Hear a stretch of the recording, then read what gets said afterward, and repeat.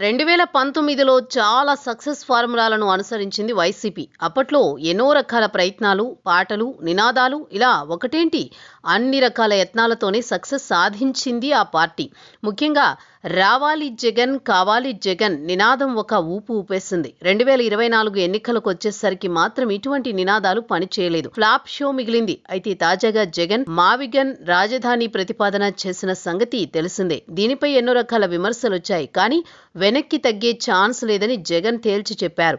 ఇప్పుడు అదే మావిగన్ నినాదంతో 2029 ఎన్నికలకు వెళ్లాలని స్ట్రాంగ్ గా డిసైడ్ అయ్యారు. వాటికి సంబంధించి ప్రచారాస్త్రాలను కూడా సిద్ధం చేయడం విశేషం. 2019 ఎన్నికల్లో వైసీపీ సూపర్ విక్టరీ కొట్టింది. 151 సీట్లలో ఘన విజయం సాధించింది.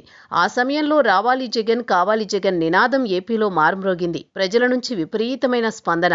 ఆ ఎన్నికల్లో ఈ స్లోగన్ బాగా కలిసి వచ్చింది. జనాలను ఎంతో ఆకట్టుకుంది. ఇప్పుడు అదే తరహాలో మరో కొత్త స్లోగన్ తెరపైకొచ్చింది. రాష్ట్ర వ్యాప్తంగా ఫ్లెక్సీలు ఏర్పాటు చేసేందుకు సన్నాహాలు ప్రారంభమయ్యాయి. రావాలి జగన్ కావాలి మావిగన్ పేరుతో ఓ కొత్త స్లోగన్ ఏర్పాటైంది. ఆ పార్టీ నేత కారుమూరు వెంకట్రెడ్డి పేరుతో భారీగా ఫ్లెక్సీలు వెలిశాయి. సోషల్ మీడియాలో వైరల్ అవుతున్నాయి. అయితే అవి నిజంగా వైసీపీ పార్టీ నేతలు ఏర్పాటు చేసినవా లేక అజ్ఞాత వ్యక్తులు ఏర్పాటు చేశారా అన్నది తెలియాల్సి ఉంది.